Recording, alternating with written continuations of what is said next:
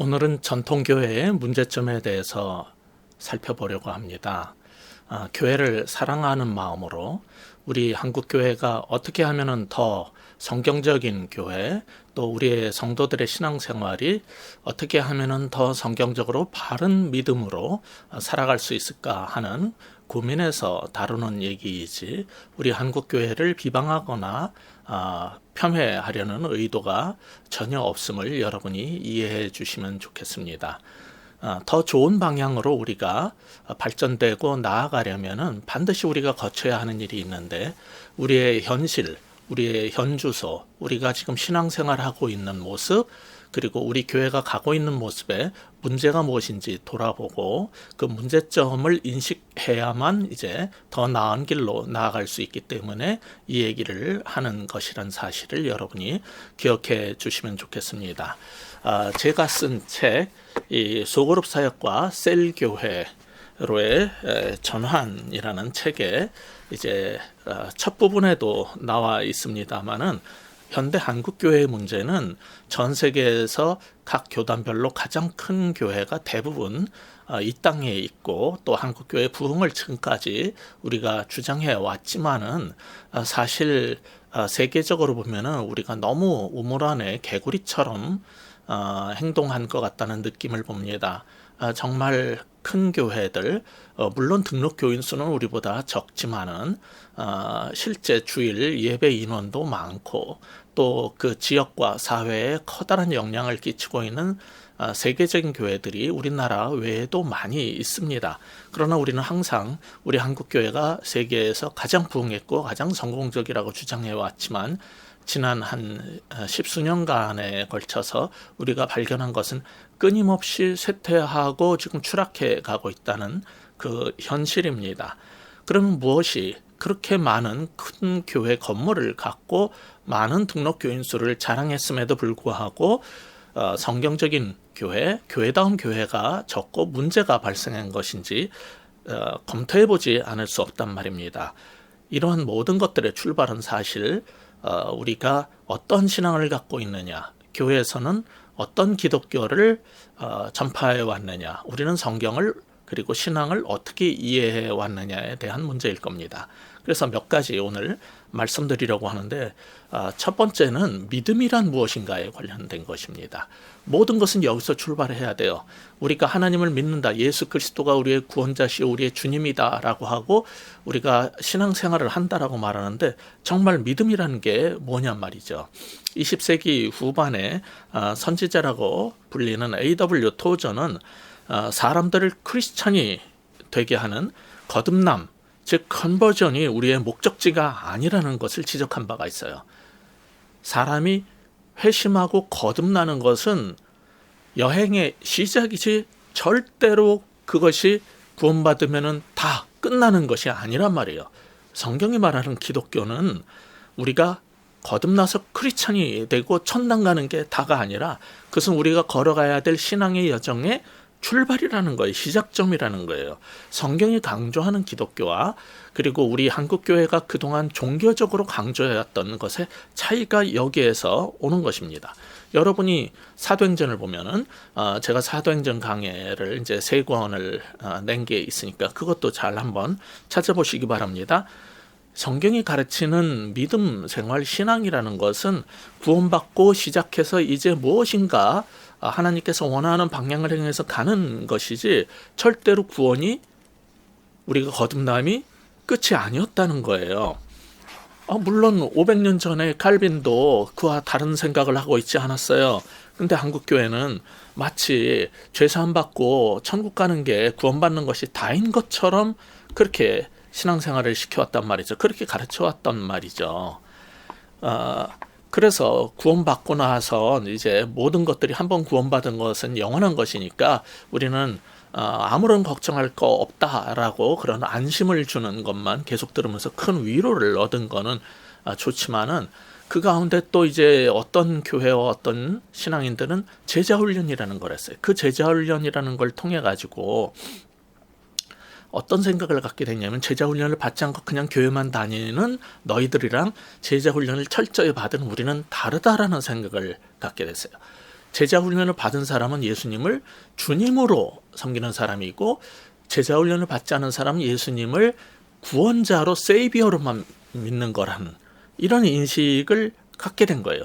이 문제에 대해서 왜 잘못됐는가에 대해서 문제를 제기하고, 성경이 말하는 구원이라는 것이, 믿음이라는 것이 단지 죄사함 받고 예수님을 우리의 구원자로 받아들이면 끝나는 것이냐, 그리고 특별히 제자 훈련을 받아야지 그 다음 단계인 예수님을 주인으로 삼는 주재권, 로드십이 형성된 것이냐, 이렇게 2단계로 성경은 신앙을 가르치느냐에 대해서 처음 문제를 제기한 사람이 누구냐면은 우리가 잘 아는 존 맥가더 목사입니다. 88 올림픽이 한창일 때 22년 전에 존 맥가더 목사가 쓴 예수 그리스도에 의한 복음이라는, 예수 그리스도의 다른 복음은 무엇인가라는, 그래서 여기 부제도 보면 What does Jesus mean when he says follow me? 예수님께서 나를 따르라고 했을 때 그건 무슨 뜻이었을까라는 게 부제란 말이야. 이 존 맥가더 목사님이 쓴 이 책을 통해서 전통적으로 그냥 우리가 복음이라는 것을 지적으로 인식하고 아멘하고 동의만 하면은 구원받고, 그 다음에는 이제 예수님은 우리의 구세주지만은 예수님을 모든 삶에서 주인으로 삼는, 예수님을 주님이라고 부를 수 있는 건 제자 훈련 받은 사람이라든지 특별한 사람, 그 다음 단계라고 생각하고, 즉 예수님을 그냥 죄사함 받고 구원자로 믿기만 하면 된다, 그게 성경이 가르치는 복음이다, 믿음이다라고 가르친 게 잘못됐다는 것을 존 맥가더 목사님이 놀랍게도 도전을 한 거예요.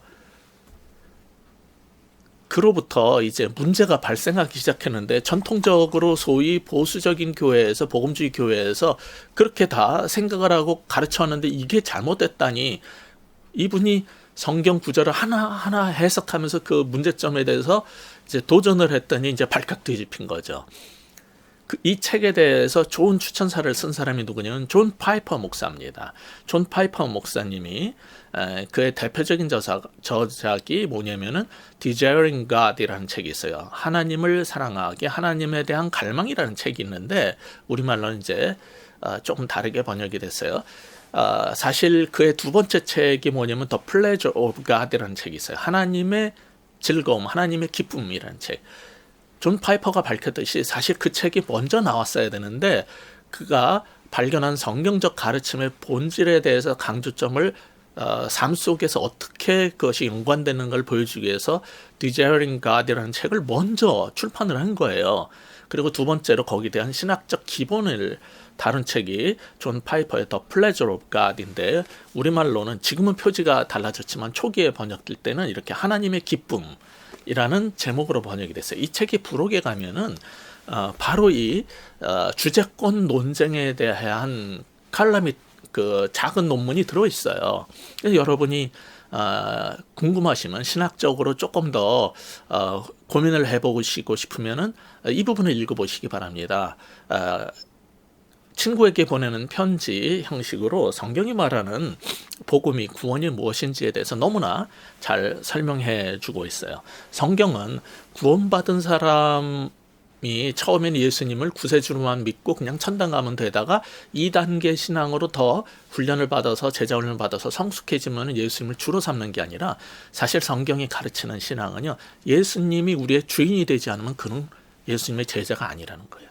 예수님이 우리의 주인이 아니라면 그는, 즉 예수님을 따르는 자, 제자가 아니고, 성경이 말하는 제자는 2단계의 어떤 특별한 사람이 아니라 모든 예수 그리스도를 따르는 사람을 다 제자라고 불러요. 그러니까 성경이 말하는 바에 의하면 예수님을 주로 삼지 않으면 예수님의 제자가 아니고 곧 그리스도인이 아니라는 말이에요. 여기에서 구원받은 자, 하나님의 백성 이라는 말은 예수님을 따른 자, 너희는 나를 따르라 했을 때 따른 자들이 하나님의 백성이란 말이에요. 그게 신약의 표현으로 제자라고 표현이 된 거예요. 그러니까 제자 이꼴 거듭난 사람, 곧 하나님의 백성이니까 예수님을 주로 삼지 않고 자기가 구원받았다고 말하는 것은 언어도단이다. 그것은 성경이 가르치는 가르침이 아니다. 우리가 개신교의 기본 이제 5가지 솔라를 얘기하는데, 그 중에 오직 믿음, 오직 은혜 이런 걸 얘기하지만은 그때 말하는 믿음이 뭐냔 말이죠. 그것은 지적 동의가 아니라는 거예요. 그런 식으로 한국교회가 한동안 가르쳐왔기 때문에 한국교회가 이렇게 교인 수, 등록 교인은 많아지고 교회는 부흥을 하고 큰 건물을 많이 갖게 되고 세계 최대 교회들을 많이 갖게 됐지만은 교회가 엉망이 돼버린 거예요. 크리스천의 삶은 불신자들하고 별 다름이 없고 교회를 오래 다닌 사람일수록 천국에 대한 확신이 있는지는 몰라도 그의 삶은 불신자들이 봐도 이해할 수가 없는 삶. 경건한 모양은 있으나 경건의 능력이 없는 삶. 저게 정말 거듭난 하나님의 사람, 구원받은 자의 모습일까? 의구심을 갖는 사람들이 많이 생기게 됐다는 거죠. 이게 비극인 거예요. 그래서 한국교회의 문제점을 여러 가지로 얘기할 수 있지만 제일 기본적으로 이 구원론의 문제 또는 복음에 대한 이해, 우리가 기독교인으로서 갖는 신앙이란 무엇인가에 대한 문제에 걸려 있다는 거예요. 그래서 우리 한국교회가 달라지기 위해서 무엇보다도 해결해야 될 게 뭡니까? 우리가 믿는다는 것이 무엇이고 성경이 말하는 구원받는 믿음이란 무엇인지에 대해서 여러분이 분명하게 성경적으로 확신을 갖고, 제가 이 시간에 성경 구절을 하나하나 찾아가지고 일일이 다 설명하지 않지만은 어떤 시간이 되면, 때가 되면 그걸 한번 하겠습니다. 그러나 당장 급히 궁금하신 분들은 조금 전에 말씀드린 두 책이 다 우리말로 번역이 돼 있어요. 그러니까 그 책들을 참조해 보시면 좋겠습니다. 그래서 여러분은 성경이 말하는 구원받는 믿음, 제가 12주 동안 구원받는 믿음이란 무엇인가에 대한 설교를 시리즈를 한 적도 있습니다만, 성경이 말하는 믿음이란, 오직 믿음으로 구원받는다고 할 때 그 믿음이 무엇인지에 대해서 분명하게 정확하게 알고, 우리가 달라지고 우리가 속한 교회가 달라지고 한국교회가 달라지고 세계 기독교가 달라지는 그런 축복의 선도에 서시는 여러분 되시기를 바랍니다. 감사합니다.